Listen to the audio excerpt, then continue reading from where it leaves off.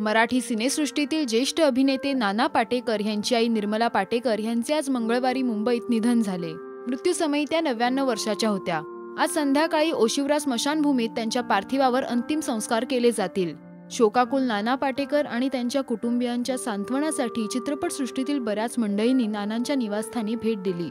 नानांनी त्यांच्या बालपणी खूप कष्टात आयुष्य घालवले। त्यांच्या आईचा त्यांच्या आयुष्यात फार मोलाचा वाटा आहे असे ते कायम म्हणायचे। केवळ आईच्या आग्रहाखातर मी घरी गणेशोत्सव साजरा करतो अशी आठवण नानांनी एका मुलाखतीमध्ये काही वर्षापूर्वी सांगितली होती। नानांचे वडील मुंबईत टेक्सटाईल कंपनीत कामाला होते, तर नाना आईसोबत मुरुडला राहायचे। खूप काबाड कष्ट करून त्यांच्या आईने त्यांना वाढवल्याची आठवण नानांनी बऱ्याच मुलाखतीमध्ये सांगितली आहे। नानांच्या आई निर्मला पाटेकर ह्या 99 वर्षाच्या होत्या आणि वाढत्या वयामुळे त्यांची स्मरणशक्ती देखील कमजोर झाली होती। नाना आणि त्यांच्या कुटुंबाने शेवटपर्यंत त्यांची काळजी घेतली। निर्मला पाटेकरांच्या पश्चात नाना आणि त्यांची पत्नी नीलकांती पाटेकर, नातू मल्हार आणि त्यांचा मोठा मुलगा असा परिवार आहे। राजश्री मराठीतर्फे निर्मला पाटेकर यांना भावपूर्ण श्रद्धांजली।